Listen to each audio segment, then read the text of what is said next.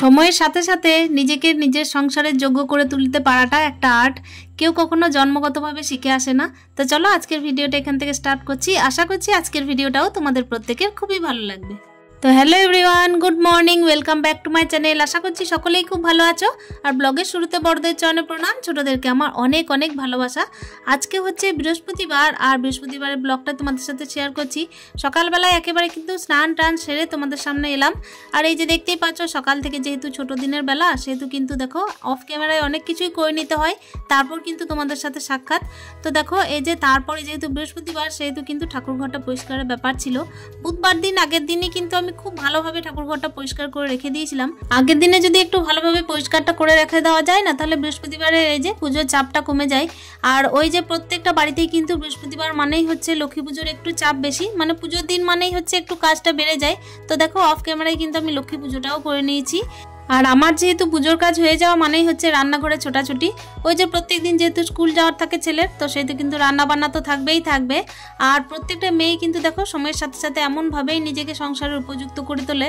তবে নিজেকে কিন্তু সংসারের উপযুক্ত করে তুলতে পারাটা একটা অনেক বড় আর্ট বলে মনে হয় আমার। কেন কি ছোট থেকেই কিন্তু দেখো মায়ের বাড়ি থেকে কেউ কোনো কিছু শিখে আসে না। সব থেকে বড় ব্যাপার হচ্ছে মায়ের কোলে মানুষ হয়, তারপরে হচ্ছে বাবার আদর পেয়ে কিন্তু দেখো যত্নে বাবার বাড়িতে থাকে। এই দিনগুলো কিন্তু দেখো একটা দিনের পরে এসে এমন জায়গায় ঠেক খায় যে সংসারের পিছনে কিন্তু নিজেকে এমনভাবে উপযুক্ত করে তোলে। সত্যি কথা বলতে ভালোবেসেও করে, এটা নয় যে ভালোবেসে করে না। ওই জন্য দেখো প্রত্যেক দিন কিন্তু সকাল থেকে আমরা সংসারের পিছনে ছোটাছুটি করি আর ভালোবেসে সংসারের কাজগুলোও করি।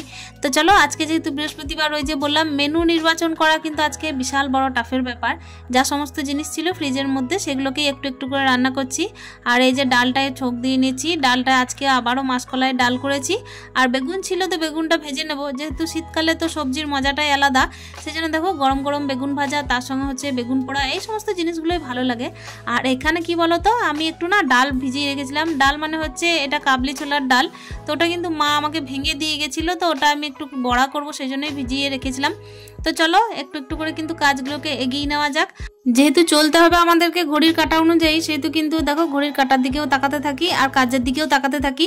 প্রত্যেক দিন এই যে ছেলের পরীক্ষা থাকছে আর দুপুর 2টোর থেকে পরীক্ষা থাকছে, ওই দিক থেকে কিন্তু একটুখানি চাপটাও কম বলতে পারো। সকালবেলায় কিন্তু ছেলেকে পড়ানো হয়, তারপরে হচ্ছে ধীরে সুস্থে পুজোটা দিয়ে রান্নাঘরে ঢোকা হয়।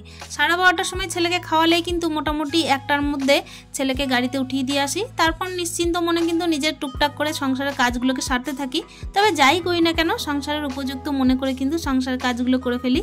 তো দেখতেই পাচ্ছ ডালটা কিন্তু আমার একেবারে সিদ্ধ হয়ে গেছে আর ভালোভাবে ফুটেও গেছে। তো চলো টুকটুক করে কিন্তু রান্নাগুলো সেরে ফেলি। আর ওই যে বললাম একটুখানি চাপের ব্যাপার হচ্ছিল যে কী রান্না করব। ওই জন্য ফ্রিজের মধ্যে যে সমস্ত টুকিটাকি সবজি ছিল সেগুলোকেই কিন্তু কাজ চালিয়ে নিচ্ছি। তবে ওই যে বললাম একা সংসার একটুখানি মানে কি বলতো বুঝে সুঝে চলতে হয়। আর সবজিগুলো যখন দেখি যে কিছু কিছু করে বেঁচে আছে, তখন একটাই কাজ করি যে সব কিছু মিশিয়ে কিন্তু একটা সবজি বানিয়ে দিই লাস্ট মুহূর্তে। তো চলো রান্নাটা আজকে আর খুব একটা বেশি শেয়ার করলাম না। এখানে কিন্তু অনেকগুলো কাপড় আগের দিনের ভাঁজ করার বাকি ছিল।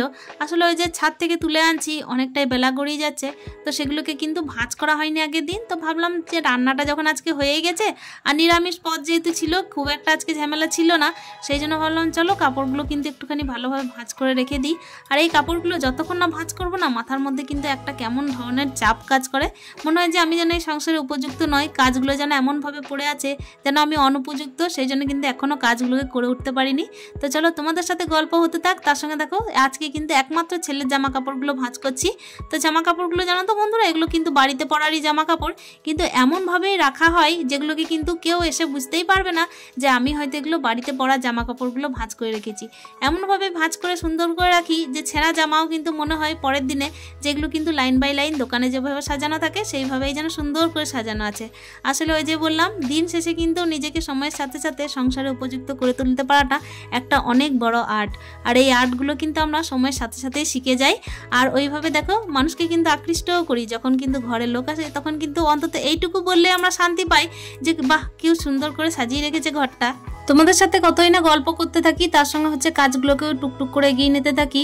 এই যে ছোট দিনের বেলায় কিন্তু এক একটা কাজ করতে অনেকটাই যেন টাইম পেরিয়ে যায়। আর যখন গ্রীষ্মকাল ছিল তখন কিন্তু আমি সময়ের মধ্যে আরও অনেক বেশি কাজ করে নিতে পারতাম।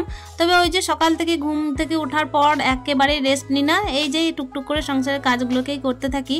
আর দেখো তোমাদের সাথে গল্প করতে করতে আপাতত আমার আজকের মতো ভাঁজগুলো হয়ে গেল জামা কাপড়ের। আর এখনো পর্যন্ত কিন্তু শীতকাল বলে অনেক জামা কাপড় জমছে বন্ধুরা, ছাদের মধ্যেও কিন্তু প্রচুর জামা কাপড় আছে, তো সেইগুলোকেও নিয়ে আসতে হবে। তবে ছাদের জামা কাপড়ে যা হাল, তাতে মনে হচ্ছে আজকে যেহেতু মেঘের অবস্থা কিন্তু একটু রোদ ছায়া টাইপের, তো সেই জন্যই কিন্তু এখনো পর্যন্ত জামা কাপড়গুলো শুকায়নি। তো ওইগুলোকে কিন্তু আমি আপাতত উল্টে দিয়ে এসেছি। তার মধ্যে দেখো আগে আমি কিন্তু ঝাঁটটা দিয়ে নেব। ঘরের ঝাঁটগুলো আমি কিন্তু অলরেডি দিয়ে ফেলেছি, আজকে এই যে বাইরের ঝাঁটটাই তোমাদের সাথে শেয়ার করছি। আর এই যে দেখতেই পাচ্ছ যে টবগুলো আমি রেখেছি, কিছুদিন আগে ওই যে লাগিয়েছিলাম ফুলের গাছগুলো, তোমরা নিশ্চয়ই আগের ভিডিওতে দেখেছো। তো সেইগুলোকেই একটু একটু করে জল দিয়ে দিয়ে দেখো এখন আপাতত ফুল ফুটছে আর দেখতেও বেশ ভালো লাগছে। তার সঙ্গে কি বলো তো, এই যে বাগানে যখন প্রজাপতি আসে না, তখন মনটা খুব ভালো লাগে। মনের কোনো একটা কোণে যেন কোথাও গিয়ে একটা শান্তি হয়, মনে হয় যেন আমি নিজেকেই সংসারে উপযুক্ত করে তুলতে পেরেছি। তো দেখতেই পাচ্ছ এই যে একটা ফুলের টব ফুল শুদ্ধ রয়েছে, ওই ছোট্ট মতো ফুলের টবটা ফুল শুদ্ধই গাছ কিন্তু, তো ওইটা আমাকে গিফটে দেওয়া। আর ওই জন্য দেখো আমি এত সুন্দরভাবেই কিন্তু এখনো পর্যন্ত রেখেছি, প্রায় হচ্ছে 1 থেকে 1.5 বছর হয়ে গেল ওইভাবেই কিন্তু টবের মধ্যেই ফুল দিচ্ছে। একদম কচি চারা গাছ ছিল, একদম হয়তো 1 আঙুল ভাবে চারা গাছটা, তো ওই গাছটাই দেখো এই টবের মধ্যেই আমি এমনভাবে যত্ন করেছি যে এখন পর্যন্ত এত সুন্দরভাবে ডালপালা গজিয়ে এত সুন্দর ফুল দেয়। এটা হচ্ছে নয়নতারা গাছ আর কালারটাও খুব সুন্দর, তো তোমাদের সাথে শেয়ার না করে পারলাম না। এই গাছটা দেখে যখন আমি তাকাই তখন মনে হয় যে এই যে এই ছোট্ট মতো গাছটা ছিল সেটা কিভাবে আমি যত্ন করে এত সুন্দরভাবে লালন পালন করে উঠতে পারলাম। চলো তোমাদের সাথে গল্প হতে থাক। আর তারপর দেখো ছাদে চলে এসেছি। ছাদের মধ্যে না অনেকগুলো জামা কাপড় ছিল, ওই যে শীতকাল যেহেতু কিন্তু অনেকগুলো জামা কাপড় রোদেও দেওয়া হচ্ছে, তার সঙ্গে হচ্ছে কাছাকাছিও হচ্ছে। যেহেতু অনেক দিন ধরে যখন শীতকালের জামা কাপড়গুলো ভেতরে ভরা থাকে, তখন কিন্তু ওইগুলো থেকে কেমন ধরনের একটা গন্ধ সৃষ্টি হয়।